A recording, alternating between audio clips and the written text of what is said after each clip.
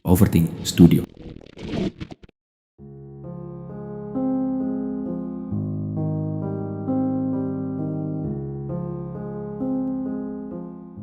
Kisah ini dimulai dengan sosok Jung Hee-wan. Ketukan keras di pintu membuatnya keluar dari persembunyian. Di hadapannya berdiri seorang pria, Kim Ram-woo. 안녕, 오랜만이다. Namun sebelum kita tahu kenapa pria itu ada di sana, cerita membawa kita ke masa lalu, ke hari-hari sekolah Hee-wan dan Ram-woo. Saat itu, Hee-wan dikenal sebagai siswi yang penuh semangat, ramah, dan juga punya segudang ide jahil yang menghibur. Ia bukan hanya populer karena kepribadiannya, tetapi juga karena sering melakukan siaran langsung di internet. Satu hal yang membuat Hee-wan menonjol adalah keberaniannya. Ia tak segan menghadapi anak-anak yang suka menggertak. Dalam satu kejadian, ia bahkan melemparkan susu coklat ke arah mereka, lalu kabur secepat mungkin. Namun dalam pelariannya itu, dia menjatuhkan name tag milik seseorang. Nama itu, Kim Ram-woo. Lalu bagaimana bisa name tag itu berada padanya?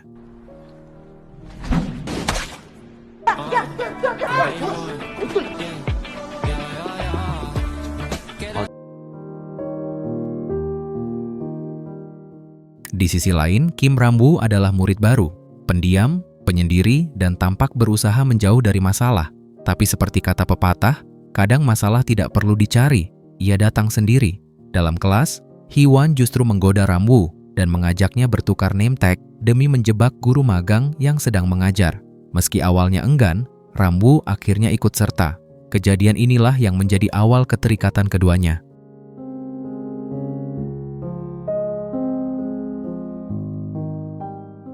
Namun, konsekuensinya tak lama datang.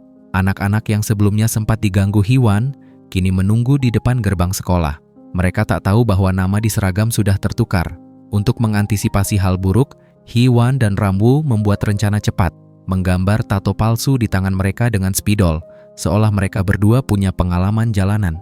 Saat situasi mulai memanas, pembicaraan mengarah ke keluarga mereka. Tanpa ragu, keduanya berpura-pura bahwa mereka adalah yatim piatu. Cerita itu membuat lawan-lawan mereka melunak. Masalah pun selesai. Untuk sementara, mereka buru-buru pergi sebelum para guru datang. 몸에 그림 그리고 다니는 거 아니야? 아니 모를걸? 그럼 하는 날이겠다. 나도 아빠 없는데. 아이고. 맨날 여기서 담배 피는 걔네들이야. Di sekolah, Ram-woo hanya punya satu teman dekat, Hong-suk. Ia melihat tangan Ram-woo masih dipenuhi coretan dan bertanya-tanya.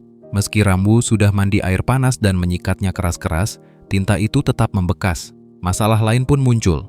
Ternyata, Hee-wan menyewa sejumlah komik dewasa pakai nama Ram-woo, lalu dengan santainya menempelkan daftar nama peminjam di papan pengumuman sekolah.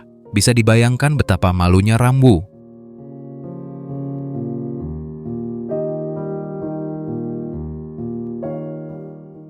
Meski begitu, Hee-wan terlihat mulai menyukai Ram-woo. Ia menggodanya lewat pesan setelah sebuah transaksi misterius gagal. Tapi Ram-woo, yang jengah, langsung memblokir pesan itu.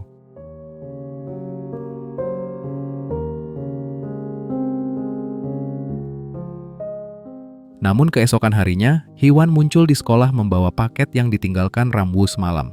Isinya, pakaian dalam yang cukup, menyita perhatian. Hal ini membuat Ram-woo curiga apa maksud sebenarnya Hee-wan.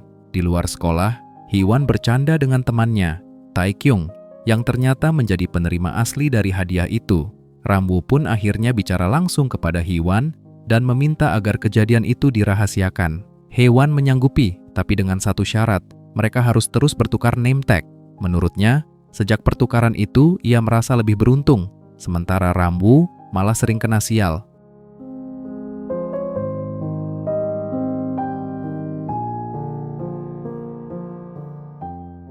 Namun, rahasia tidak selamanya bisa disimpan. Pihak sekolah akhirnya mengetahui soal pertukaran nama ini. Ayah Hee-wan sangat kecewa dan menegurnya keras. Sedangkan ibu Ram-woo justru menganggapnya sekadar kenakalan biasa anak muda.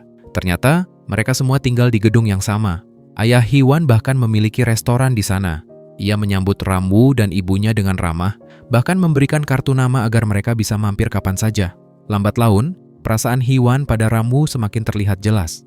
Ia bahkan menunjukkan tanda-tanda cemburu saat mengetahui ada seseorang yang diam-diam menyukai Ramwoo, meninggalkan hadiah-hadiah kecil di loker sekolah. Meski menampik perasaannya, malam itu Hee-won berdandan rapi untuk bertemu pembeli online. Siapa pembelinya? Ya, Ramwoo. Dari situ, hubungan mereka mulai berubah. Keduanya saling tertarik, mulai dekat, dan menjalani hari-hari dengan perasaan baru yang tumbuh. 야, 김라무. 야!